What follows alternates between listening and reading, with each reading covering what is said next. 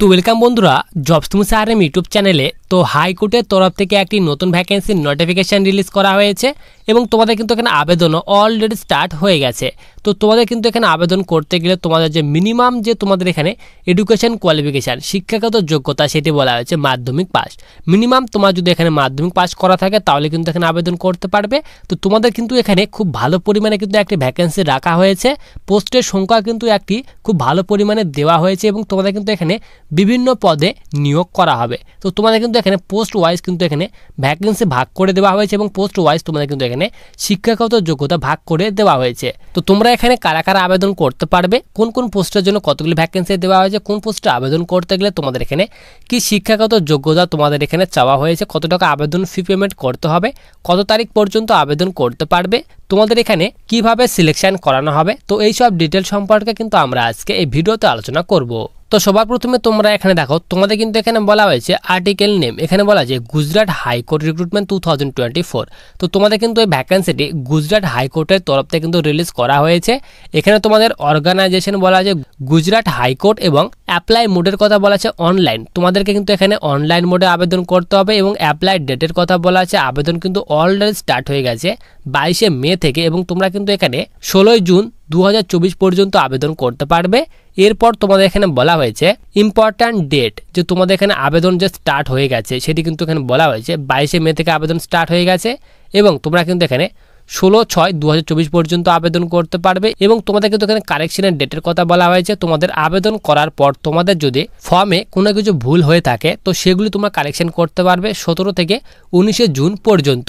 এরপর নিচে তোমাদের এখানে অ্যাপ্লিকেশন ফির কথা বলা হয়েছে, যে তোমাদের এখানে আবেদন করতে গেলে কত টাকা অ্যাপ্লিকেশন ফি পেমেন্ট করতে হবে। এখানে বলা আছে তোমাদের ড্রাইভার এবং কোর্ট অ্যাটেন্ডেন্ট এই পদে আবেদন করতে গেলে জেনারেলদের ক্ষেত্রে বলা হয়েছে 1000 টাকা পেমেন্ট করতে হবে এবং জেনারেল ছাড়া বাকি যে ক্যাটাগরি স্টুডেন্ট রয়েছে তাদের ক্ষেত্রে কিন্তু এখানে 500 টাকা পেমেন্ট করতে হবে। এবং এখানে বলা আছে কোর্ট ম্যানেজার এই পদে আবেদন করতে গেলে এখানে বলা আছে 2500 টাকা পেমেন্ট করতে হবে জেনারেলদের ক্ষেত্রে এবং জেনারেল ছাড়া বাকি যে ক্যাটাগরি স্টুডেন্ট রয়েছে তাদের ক্ষেত্রে বলা হয়েছে 1250 টাকা আবেদন ফি পেমেন্ট করতে হবে। এবং এখানে বলা আছে এই সব পোস্ট ছাড়া বাকি যে পোস্ট রয়েছে সেই পোস্টের ক্ষেত্রে বলা হয়েছে 1500 টাকা পেমেন্ট করতে হবে জেনারেলদের ক্ষেত্রে এবং জেনারেল ছাড়া বাকি যে তোমাদের আদার্স ক্যাটাগরি রয়েছে তাদের ক্ষেত্রে বলা যায় 750 টাকা আবেদন ফি পেমেন্ট করতে হবে। তো তোমাদের কিন্তু এখানে আবেদন ফি কিন্তু একদম হাই রাখা হয়েছে।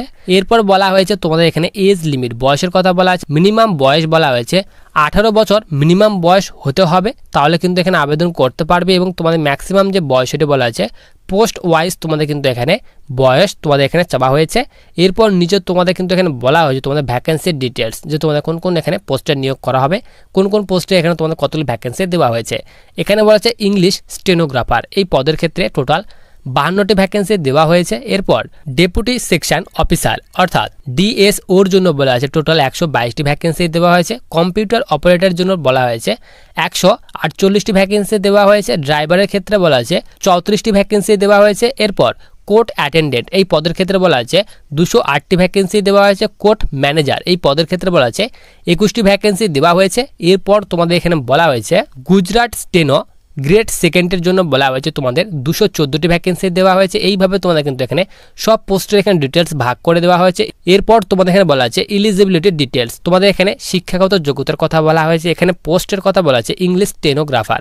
তো এই পদে আবেদন করতে গেলে তোমাদের শিক্ষাগত যোগ্যতার কথা বলা আছে গ্র্যাজুয়েশন পাস থাকতে হবে যে কোনো স্ট্রিম থেকে এবং এখানে বলা আছে প্লাস তোমাদের কিন্তু ইংলিশ স্টেনো এবং কম্পিউটার নলেজ থাকতে হবে। এবং তুমি যদি এখানে ডেপুটি সেকশন অফিসার এই পদে আবেদন করতে চাও তাহলে তোমার কিন্তু এখানে গ্র্যাজুয়েশন পাস থাকতে হবে যে কোনো স্ট্রিম থেকে এবং তোমাদের কিন্তু এখানে কম্পিউটার নলেজ থাকতে হবে।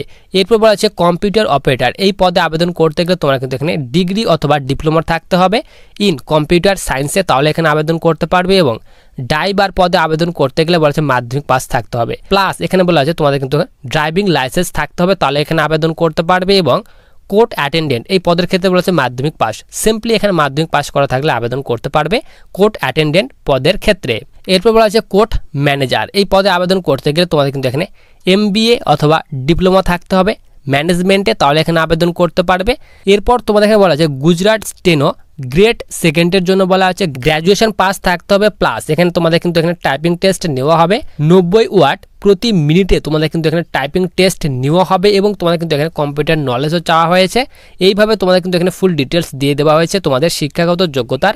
এরপর তোমাদের এখানে বলা হচ্ছে সিলেকশন প্রসেস, যে তোমাদের এখানে কীভাবে সিলেকশন করানো হবে। তো তোমাদের কিন্তু এখানে বলা হচ্ছে প্রথমে কিন্তু এখানে রিটেন এক্সাম নেওয়া হবে। রিটেন এক্সাম পাস করার পর তোমাদের কিন্তু এখানে স্কিল টেস্ট নেওয়া হবে। তো স্কিল টেস্টের পর তোমাদের এখানে ডকুমেন্টস ভেরিফিকেশন করানো হবে। তারপর এখানে মেডিকেল এক্সামিনেশন করানো হবে। তো এই কয়েকটি ধাপের মাধ্যমে তোমাদের কিন্তু এখানে সিলেকশন করানো হবে।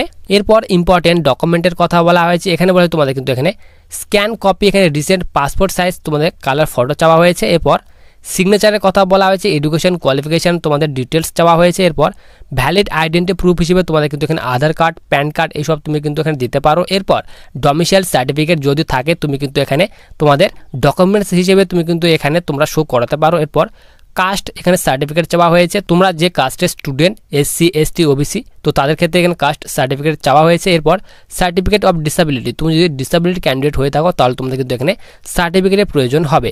তো এইভাবে তোমাদের কিন্তু এখানে ডিটেলস দিয়ে দেওয়া হয়েছে। তো আবেদন করার জন্য আবেদনের লিঙ্ক কিন্তু ভিডিওর ডেসক্রিপশন বক্সে দেওয়া রয়েছে, তোমরা কিন্তু সেখান থেকে অনলাইন মোডে আবেদন করতে পারবে। তোমরা যারা ভ্যাকেন্সিতে আবেদন করার জন্য এলিজিবল তারা কিন্তু অবশ্যই ভ্যাকেন্সিতে আবেদন করতে পারবে।